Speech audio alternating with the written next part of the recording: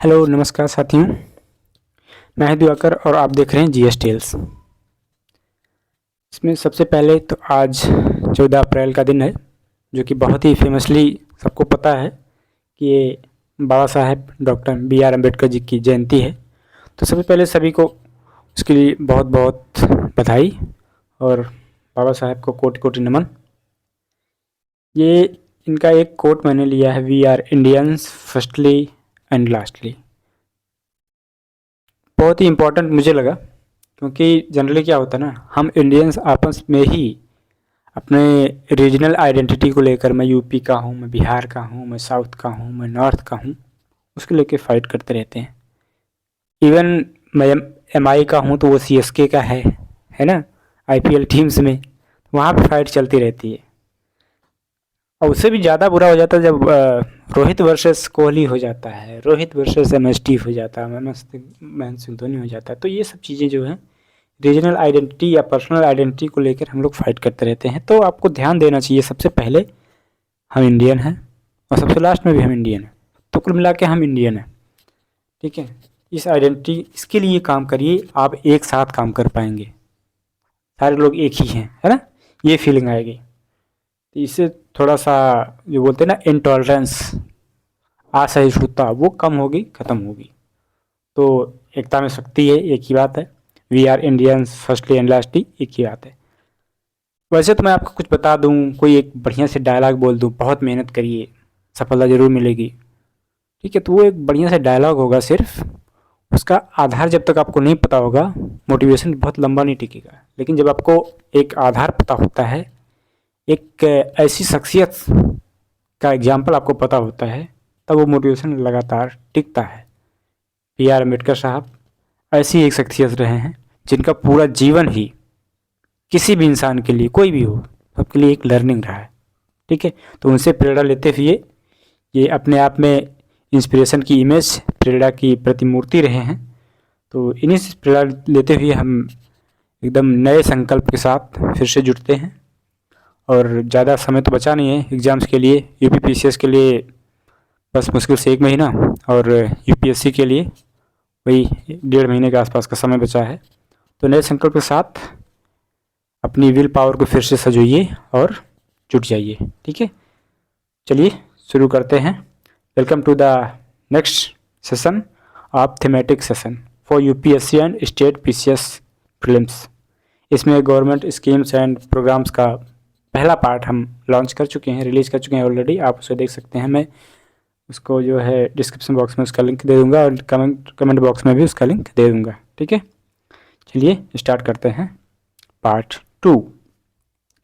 Cabinet committee on economic affairs ने अभी हाल ही में एक स्कीम को अप्रूवल दिया है प्रसार भारती के इंफ्रास्ट्रक्चर डेवलपमेंट के लिए, ठीक है। प्रसार भारती क्या है? सबसे पहले तो प्रसार भारती वो चीज़ है, ब्रॉडकास्टिंग सर्विस जो इंडिया को देती है थ्रू आउट द इंडिया, जिसमें all India radio and Doordarshan दोनों आते हैं, ठीक है। वो चीज़ है Prasar Bharati, public service broadcaster in India, जो कि एक एक्ट ऑफ पार्लियामेंट के द्वारा इस्टेब्लिश किया गया था 1997 में, ठीक है। 1997 में पार्लियामेंट के एक एक्ट के द्वारा इस्टेब्लिश किया गया था प्रसार भारती, जो कि all India radio and Doordarshan दोनों की सर्विस इंडिया में ब्रॉडकास्ट करता है, पब्लिश करता है, ठीक है। इसके लिए, इसके इंफ्रास्ट्रक्चर डेवलपमेंट के लिए सरकार ने एक स्कीम लॉन्च की है। क्या है वो? The broadcasting infrastructure and network development scheme, इसको कि बिंद स्कीम भी बोला जा रहा है, ठीक है।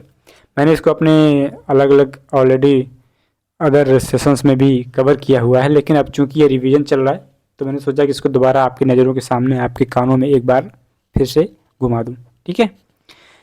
स्कीम का जो पैसा है, रुपया, वो 2500 करोड़ रुपया लगेगा, ठीक है, इसमें, जिससे कि उसका इंफ्रास्ट्रक्चर डेवलप हो सके। इंफ्रास्ट्रक्चर डेवलप में क्या क्या हो सकता है, ठीक है। भाई उनका जो टावर होगा या जो भी इंफ्रास्ट्रक्चर्स होंगी, उससे प्रसार भारती को बेहतर फंक्शन करने के लिए, उसके स्मूथनेस को बढ़ाने के लिए, उसका डिजिटल कंटेंट डिस्ट्रीब्यूशन नेटवर्क को बेहतर करने के लिए, वो सब उसके इंफ्रास्ट्रक्चर के अपग्रेडेशन में ही आएगा, ठीक है। 2500 करोड़ रुपए इसके लिए खर्च किए जाएंगे। बिंद स्कीम नाम है, broadcasting infrastructure and network development, ठीक है। मैंने बता ही दिया कि एक्ट ऑफ पार्लियामेंट के थ्रू 1997 में प्रसार भारती इस्टेब्लिश की गई थी, ऑटोनोमस बॉडी है। Prasar Bharati is responsible for the distribution of television and radio signals. ये बड़ा इंपॉर्टेंट लाइन है इसमें, ठीक है। जनरली आप अगर आप इसको नहीं पढ़े रहेंगे तो यूपीएससी में खास तौर से ऐसे स्टेटमेंट पूछता है और आप वहाँ पर आंसर रॉन्ग मार्क कर सकते हैं, ठीक है। तो कौन सा इसमें इम्पोर्टेंट चीज़ है? इम्पोर्टेंट ये है distribution of television and radio signals. कि आपको लगेगा हाँ ब्रॉडकास्टिंग करती है, प्रसारित करती है समाचार एंड बहुत कुछ चीज़ें। एक होती है अब आपकी विविध भारती, देश की सुरीली धड़कन। उसी तरीके से प्रसार भारती देश की सुरीली हो या करीली हो, कोई भी धड़कन हो, सब ये प्रसारित करती है। लेकिन उसके साथ ही साथ distribution of television and radio signals ये भी करती है। ये जो है आप शायद आपको आइडिया नहीं रहा हो, ठीक है, तो इसको भी आप ध्यान में रखें, ठीक है। The union cabinet led by Indian prime minister Narendra Modi. अगली स्कीम है क्या? National green hydrogen mission. बहुत ज़्यादा न्यूज़ में है, मुझे लग रहा है कि इससे ज़रूर कुछ ना कुछ तो पूछा ही जाएगा, इसलिए मैं इसको रिवाइज भी कर रहा हूँ। अक्सर सेशंस में इसको मैं मेंशन करता रहा हूँ, अब इसमें थोड़ा सा अपडेट भी है और क्योंकि मुझे इम्पोर्टेंट लग रहा है इसलिए मैं इसको लेके आया हूँ। नेशनल ग्रीन हाइड्रोजन मिशन, इसका मकसद क्या है? इसका जो मकसद है उसमें से भी एक बहुत ही इंपॉर्टेंट पॉइंट आपको अभी दिखेगा, एक्सपोर्ट ऑफ ग्रीन हाइड्रोजन। आपको लगेगा कि इंडिया को ग्लोबल हब बनाना है, ठीक है, अच्छी बात है, हम बहुत प्रोडक्शन कर लेंगे, अपना कंजम्पशन करेंगे, ग्लोबल हब बन जाएगा, यूटिलाइजेशन करेंगे, ग्लोबल हब बन जाएगी। लेकिन इतना ज़्यादा हम प्रोडक्शन कर लें, इतना ज़्यादा जो है इसमें स्मूथ हो जाए प्रोडक्शन में कि हम इसको एक्सपोर्ट भी कर सकें ग्रीन हाइड्रोजन को, तब जाके जो है इसका जो मकसद है वो पूरा होगा। तो ये बड़ी अच्छी बात कही इस स्कीम ने, ठीक है। इससे होगा क्या? इससे होगा सबसे बड़ी चीज़ हो जाएगी कि हम जो है एनर्जी इंडिपेंडेंट हो जाएंगे। एनर्जी इंडिपेंडेंट का मतलब कि अब जैसे हमें जो गल्फ़ कंट्रीज़ हैं, सऊदी अरेबिया हो गया, ओमान हो गया, है ना, यूएई हो गया, वहाँ से हमें जो है ऑयल ना लगाना पड़े, ठीक है, फॉसिल फ्यूल्स पे हमारी डिपेंडेंसी कम हो जाए, ख़त्म हो जाए, तो उसको बोलेंगे एनर्जी इंडिपेंडेंट, ठीक है। कैसे होगा? जब हम ऐसी एनर्जी के सोर्सेज जनरेट कर लेंगे, renewable energy, green energy, green hydrogen mission उसमें पार्टिसिपेट करने वाला, कंट्रीब्यूट करने वाला है, ठीक है। उससे होगा और ज़्यादा फ़ायदे। क्या? जब हम फॉसिल फ्यूल नहीं यूज करेंगे तो कार्बन का उत्सर्जन कम हो जाएगा, धीरे धीरे ख़त्म हो जाएगा, ठीक है। तो ये बहुत ज़्यादा फ़ायदा होने वाला। अब उससे क्या होगा? उससे होगा इन्वायरमेंट को ढेर सारा फ़ायदा, ठीक है, प्रदूषण कम हो जाएगा, ग्रीन हाउस गैसेस का उत्सर्जन कम होगा, ग्लोबल वार्मिंग उनका कंट्रीब्यूशन होगा वो कम होगा, ठीक है। फिर जो आपकी वो पिघल रही हैं आइलैंड्स, वो सारी चीज़ें, आइसलैंड्स, ठीक है, तो ग्लेशियर्स, उसमें कमी आएगी, तो तमाम जो है मरीन लाइफ बेहतर होगी और जो कोस्टल एरियाज़ की सिटीज़ हैं वो सब भी जो है सुकून की सांस ले पाएंगे। जैसे कि मुंबई की हालत ख़राब है, डूबने की कगार पे आती रहती है अक्सर न्यूज़ में। अब जो एग्ज़ाम के पॉइंट ऑफ व्यू से और भी इम्पोर्टेंट हो जाता है वो है कि इसका टारगेट तो ठीक है, लेकिन इसमें स्पेसिफिक कुछ बात किया गया है क्या? तो यस, किया गया है कि 2030 तक हमें कुछ चीज़ें हासिल कर लेनी है। वो क्या है? 5 trillion metric tons per year की कैपेसिटी जनरेट कर लेनी है, ठीक है। कैसी कैपेसिटी? ग्रीन हाइड्रोजन को प्रोड्यूस करने की कैपेसिटी, ठीक है। ग्रीन हाइड्रोजन आपको पता होना चाहिए कि इलेक्ट्रोलिसिस के थ्रू, वाटर के इलेक्ट्रोलिसिस के थ्रू हम जो है हाइड्रोजन और ऑक्सीजन उसमें से प्रोड्यूस करेंगे, लेकिन उसको ग्रीन हाइड्रोजन प्रोडक्शन इसलिए बोला जाएगा जब वो ग्रीन एनर्जी के थ्रू, रिन्यूएबल एनर्जी के थ्रू ये प्रोडक्शन हो, ठीक है। तो 5 million metric tons per year green hydrogen production की कैपेसिटी इंडिया जब डेवलप कर लेगी 2030 तक, ठीक है, ग्रीन हाइड्रोजन मिशन का ये एम है, ये टारगेट है, ठीक है। उससे और भी एक चीज़ हो जाएगी कि हमारे पास 125 गीगावाट की रिन्यूएबल एनर्जी की एक्स्ट्रा कैपेसिटी, एडिशनल कैपेसिटी हो जाएगी, ठीक है। ये बड़ी अच्छी बात है। अच्छा, अब इसका एक सब स्कीम है, नेशनल ग्रीन हाइड्रोजन मिशन तो एकदम मेजर स्कीम है, जो मुझे लग रहा है ज़रूर कुछ ना कुछ एग्जाम में पूछा जाएगा। लेकिन उसके साथ उसका एक सब स्कीम है जिसको बोलते हैं साइट। साइट का फुल फॉर्म क्या है? Strategic intervention for green hydrogen transition. ठीक है, अब इसमें होगा क्या, इसमें 2 डिस्टिंक्ट फाइनेंशियल इंसेंटिव दिए जाएंगे। फाइनेंशियल इंसेंटिव का मतलब होता है, ठीक है, फंड दिया जाएगा कुछ ऐसा काम करने के लिए। कौन सा काम? Targeting domestic manufacturing of electrolysers. ठीक है, ग्रीन हाइड्रोजन के प्रोडक्शन में इलेक्ट्रोलाइजर्स जो हैं वो सबसे महंगे पार्ट, ठीक है, महंगे पार्ट हैं, तो उनका कुछ ऐसा करें कि जैसे कि हम वो है नहीं कि चिप्स का प्रोडक्शन के लिए इंसेंटिवाइज करते हैं कि इंडिया में ही प्रोडक्शन किया जाए, चाइना पे डिपेंडेंसी कम हो। ठीक है, उसी तरीके से इलेक्ट्रोलाइजर्स के प्रोडक्शन के लिए टारगेटिंग डोमेस्टिक मैन्युफैक्चरर्स। तो जब अपने घर में ही इंडिया में ही प्रोडक्शन होगा तो ऑब्वियस सी बात है कि वो बहुत ही ज़्यादा अफोर्डेबल हो जाएगा ग्रीन हाइड्रोजन। अभी क्या, अभी तो हम प्रोड्यूस तो कर रहे हैं लेकिन इतने बड़े स्केल पर नहीं कर रहे हैं कि अफोर्डेबल हो, तो बहुत महंगा पड़ रहा है। जितने की बीबी नृत्य लुगाई क्या बोलते हैं उसको कुछ इस तरीके की, जितने की बीबी नृत्य कहानी ऐसा कुछ, हाँ, तो वो चीज़ है। तो वैसा नहीं हो, इसके लिए हम अपने डोमेस्टिक लेवल पर जो है इलेक्ट्रोलाइजर्स को प्रोड्यूस करें और ग्रीन हाइड्रोजन का जो प्रोडक्शन उसको बढ़ाएं। तो ये एक बड़ा, ये जो साइट है स्कीम, इसमें इसके लिए ये इन्हें फाइनेंशियल इंसेंटिव देगी, फाइनेंशियल हेल्प देगी। ठीक है, अगली जो स्कीम है वो है प्रधानमंत्री गरीब कल्याण अन्न योजना, PMGKAY। आपको लगेगा कि ये कौन सी स्कीम है, इसमें क्या नया है, ये तो पुरानी सी स्कीम लग रही है, सुना सुना सा लग रहा है। जी हाँ, ये सुना सुना सा ही है।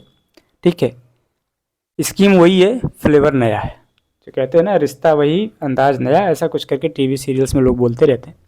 तो वही चीज़ है, प्रधानमंत्री गरीब कल्याण अन्न योजना जो है वो नेम वही लेके आया है लेकिन नए अवतार में।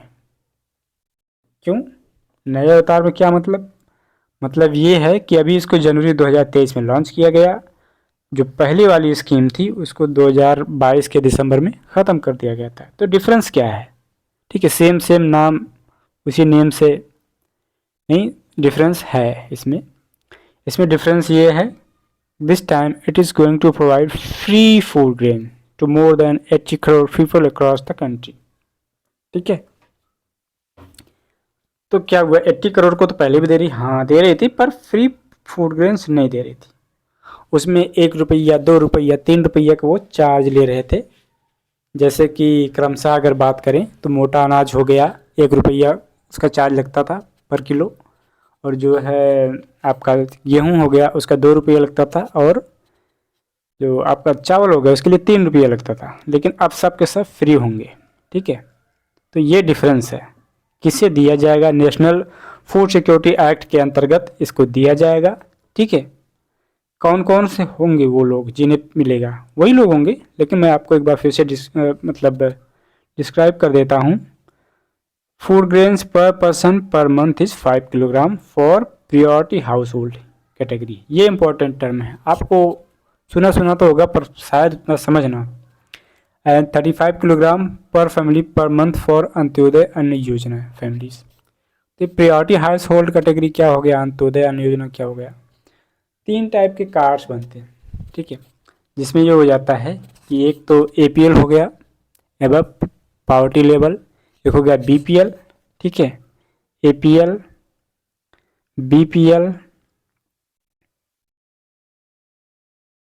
और एक हो गया अंत्योदय अन्न योजना AAY। ठीक है, इसमें क्या होता है कि जो ये स्टेट गवर्नमेंट्स जो होती हैं ना, इसमें से APL एंड BPL में से कुछ हाउस होल्ड्स को प्रियोरिटी हाउस होल्ड कैटेगरी में सेलेक्ट करती हैं, जो कि इस अंत्योदय अन्न योजना में नहीं होते हैं। ठीक है, उनको क्या मिलेगा? उनको मिलेगा 5 किलोग्राम पर पर्सन। ठीक है, प्रत्येक व्यक्ति को 5 किलोग्राम फैमिली के हिसाब से पर मंथ मिलेगा। ठीक है, पर पर्सन पर मंथ। और जो अंत्योदय अन्न योजना में जो कार्ड मिलेगा उनको, वो उसमें 35 किलोग्राम पर फैमिली मिलेगा पर मंथ। ठीक है, ये चीज़ है।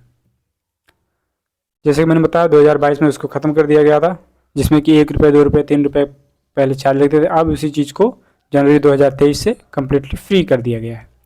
अगली स्कीम जिसकी हम बात करेंगे, performance assessment review and analysis of knowledge for holistic development, जिसका कि ऑब्वियसली आपको पता है कि एक ऐसा शॉर्ट फॉर्म, कैची शॉर्ट फॉर्म निकाल के लाया जाए जो कि सुनने में बड़ा मज़ेदार हो, जैसे कि परख।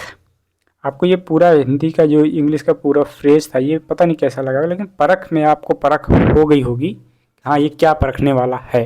ठीक है, तो ये परखेगा जो performance of secondary and higher secondary students all India level पे, उनका जो है performance secondary and higher secondary students की परफॉर्मेंस को ये परख करेगा। सेकेंडरी एंड हायर सेकेंडरी आपको पता होगा ये हाई स्कूल लेवल को बोलते हैं, और ये उसके हायर माने 12th के लेवल को बोलते हैं। ठीक है, अब ऐसा क्यों है, इसकी ज़रूरत क्यों पड़ी? कारण ये है क्योंकि इंडिया में अलग अलग स्टेट में अलग अलग बोर्ड फॉलो होते हैं। आई नो कि CBSE भी है, लेकिन ऑल इंडिया है वो, लेकिन स्टिल सभी अलग अलग स्टेट्स में अलग अलग बोर्ड्स फॉलो होते हैं, तो जिसकी वजह से उनका जो एग्जामिनेशन पैटर्न होता है, जो उनका मार्किंग सिस्टम होता है, ठीक है, उनका जो असेसमेंट सिस्टम होता है, वो सब में डिफरेंस आता है। तो जिसकी वजह से सेम परफॉर्म करने के बावजूद भी, ठीक है, अलग अलग स्टूडेंट को अलग अलग रिजल्ट्स मिलते हैं।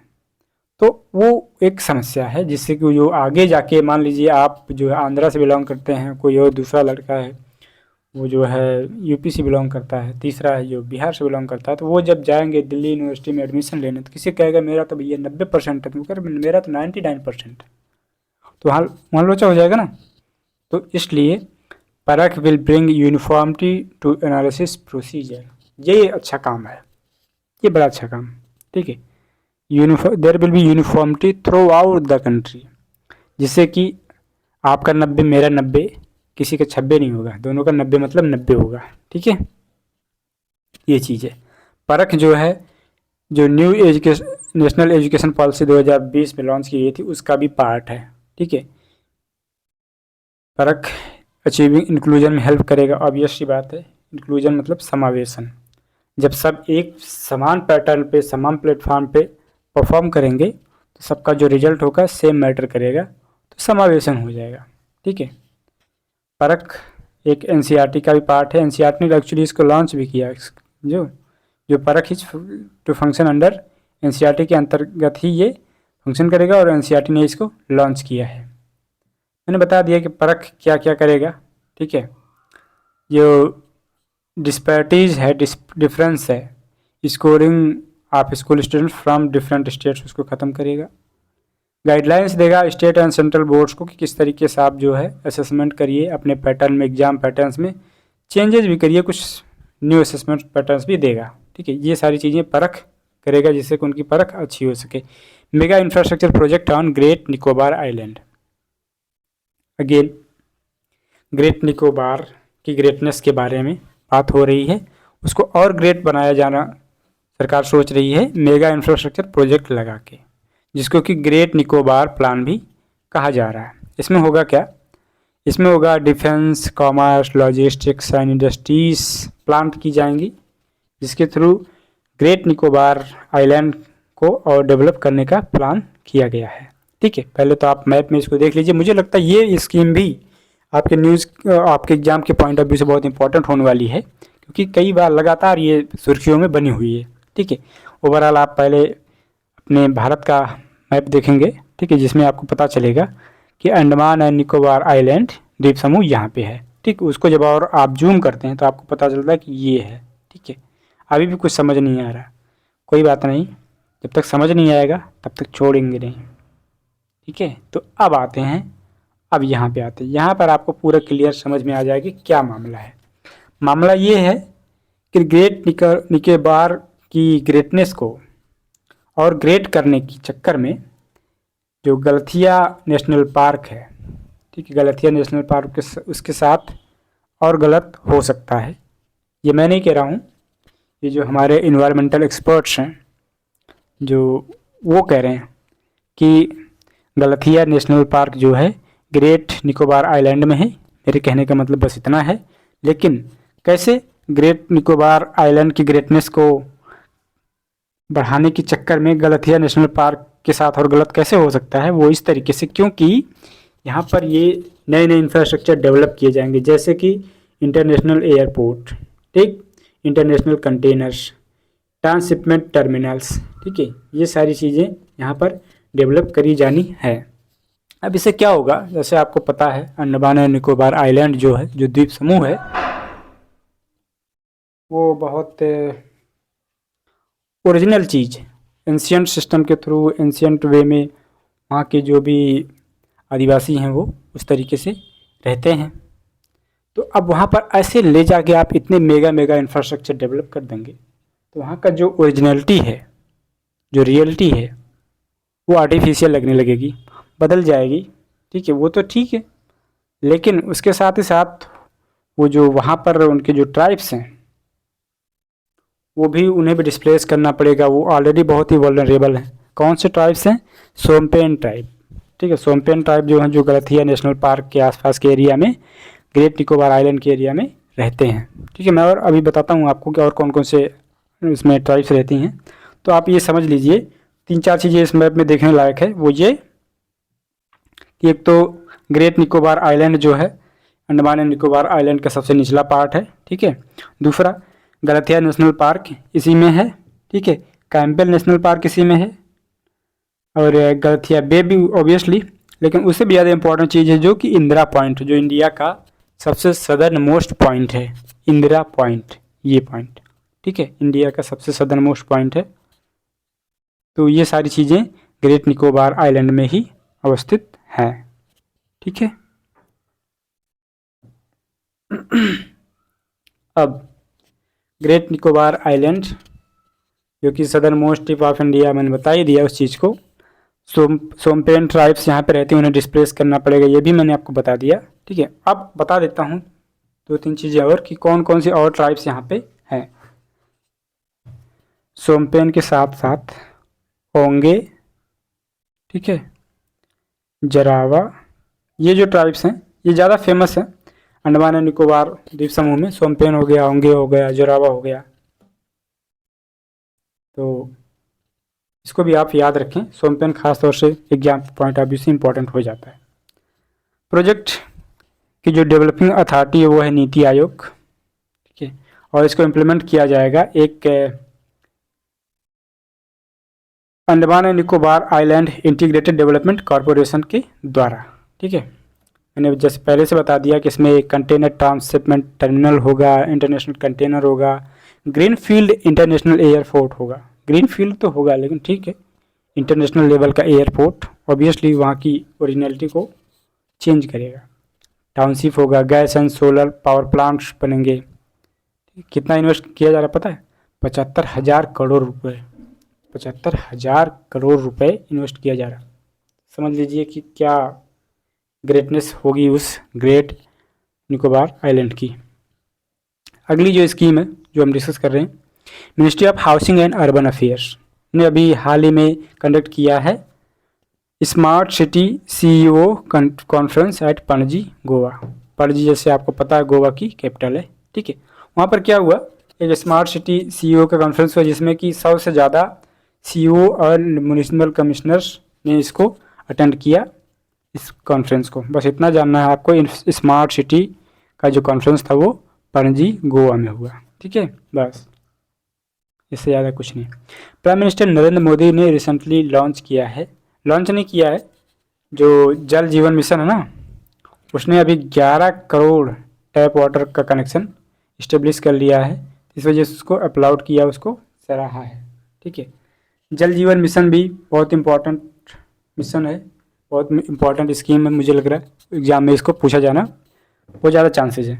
तो इसके इम्पोर्टेंट फैक्ट्स क्या हैं जो कि आपको ध्यान रखना चाहिए। जैसे कि ये 2019 में लॉन्च किया गया। बता दूं आपको कि ये वही चीज़ है जिसमें कि हर एक गांव में जो है पानी की टंकी लगेगी। उस पानी की टंकी के थ्रू आपको ड्रिंकिंग वाटर मिलेगा, ठीक है। ड्रिंकिंग वाटर कैसे मिलेगा? पाइप के थ्रू आपके पास पहुँचेगा, टैप के थ्रू, ठीक है।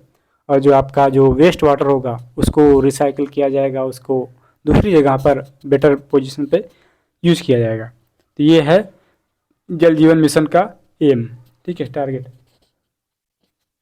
ऑब्जेक्टिव मैंने बता ही दिया, टैप वाटर के थ्रू ड्रिंकिंग वाटर का जो प्रोविज़न करना है।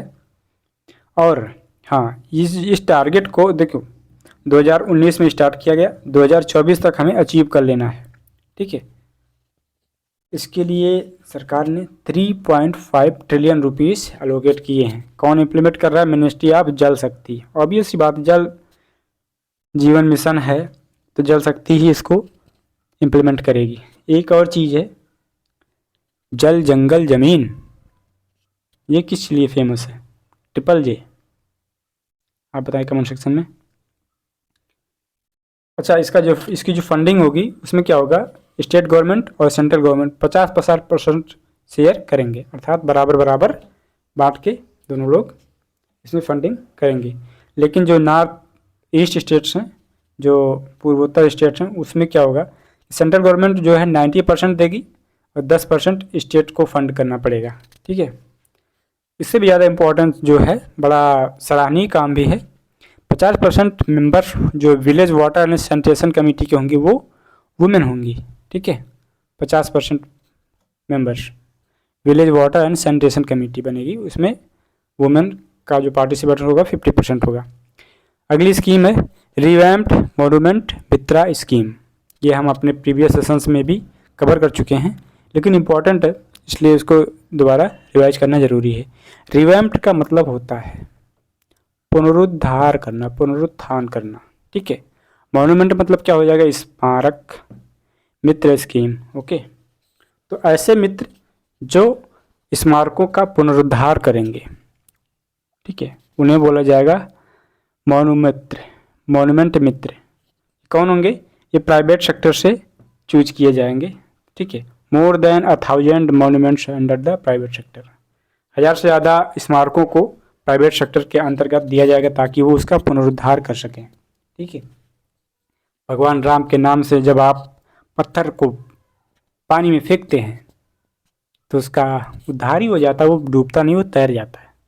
उसी तरीके से सोचा गया कि प्राइवेट सेक्टर को हम ये मॉन्यूमेंट्स देते हैं, स्मारक देते हैं, क्या पता वो भी उसका पुनरुद्धार कर सकें। अच्छा, ये किस पार्ट के थ्रू आएगा? ये उनका जो होता है ना कॉरपोरेट सोशल रिस्पॉन्सिबिलिटी, उसके अंतर्गत आएगा कि वो जो स्मारक को उसका पुनरुद्धार करें तो उससे जो उनकी कॉरपोरेट सोशल रिस्पॉन्सिबिलिटी है ये पार्ट भी प्ले हो जाएगा, पूरा हो जाएगा। अब ये क्या होता है CSR रिस्पॉन्सिबिलिटी, क्या होती है CSR कॉरपोरेट सोशल रिस्पॉन्सिबिलिटी? ये वो होता है ना paying back to the society.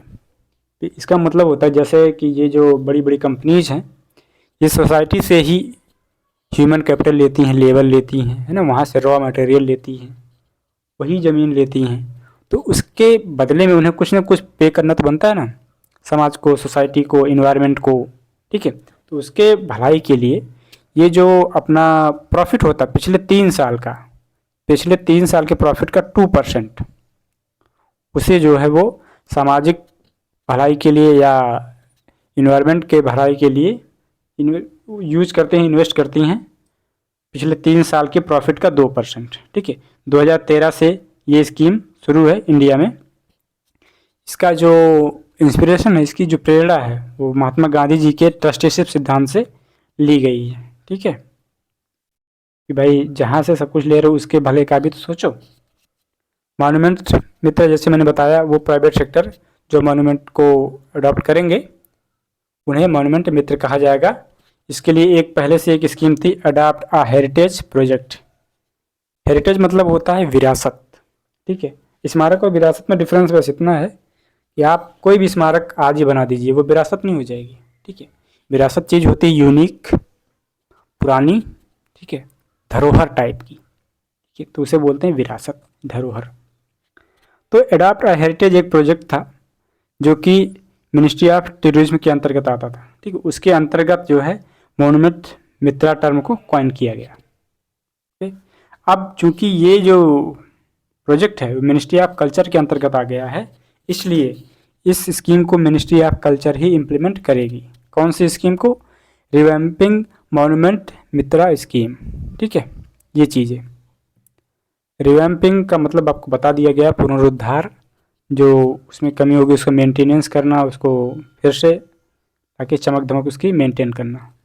ठीक है, मैंने बताया अभी कि 1000 मोन्यूमेंट्स ऐसे सेलेक्ट किए गए हैं जो प्रोजेक्ट प्राइवेट सेक्टर को दिए जाएंगे, और उनका जो मेंटेनेंस का जो देख रेख होगी वो आर्कियोलॉजिकल सर्वे ऑफ इंडिया करेगी। ठीक है। अच्छा, ये जो डेट है अगस्त 15 2023, ये कौन सी डेट है? ठीक है, ये वो डेट है जब हम जो अपना आज़ादी का अमृत महोत्सव मना रहे हैं वो 15 अगस्त 2023 को वो वाला साल कंप्लीट होगा, पूर्ण होगा। ठीक है, तब तक कल्चरल मिनिस्ट्री का टारगेट है कि कम से कम 500 प्राइवेट सेक्टर के साथ ऐसा एग्रीमेंट कर लिया जाए। ठीक है, जिसमें कि मोन्यूमेंट मित्र वो बन सकें। सी फीड्स द वर्ल्ड प्रोग्राम, अगली स्कीम है सी feeds the world programme.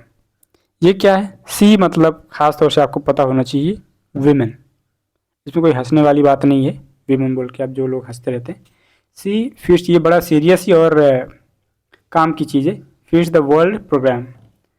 CARE is an international organisation. CARE एक अंतर्राष्ट्रीय संस्था है जो कि पॉवर्टी के खिलाफ, गरीबी के खिलाफ फाइट करने में हेल्प करती है। ठीक है, उसी के साथ पेप्सिको का जो फिलैंथ्रोपिक फाउंडेशन है। फिलैंथ्रोपिक फाउंडेशन का मतलब होता है जैसे भी कोई भी संस्थाएं होती हैं उनका परोपकारी एक फाउंडेशन होता है, लोगों को हितकारी, है ना, उदारवादी, ऐसी एक उनका फाउंडेशन होता है जिससे तो समाज में, जैसे आप देख लें अजीम प्रेम जी का अक्सर आप सुनते होंगे, बहुत ज़्यादा दान कर दिया। ठीक है, गली गली घूमते रहते हैं, Bill Gates and Melinda Gates, वो लोग दान पात्र ये सब करते रहते हैं। ठीक है, तो वो उनका फिलैंथ्रोपिक वर्क है, लोक हितकारी वर्क है। ठीक है, उसी तरीके से पेप्सी को आप जानते हैं, पेप्सी ये प्यास है बड़ी पुरानी क्या है, तो उस तरीके से उसका जो फिलैंथ्रोपिक फाउंडेशन है वो, और केयर जो इंटरनेशनल ऑर्गेनाइजेशन जो पॉवर्टी के खिलाफ फाइट करती है, दोनों मिलकर उन्होंने लॉन्च किया है सी फीड्स द वर्ल्ड प्रोग्राम।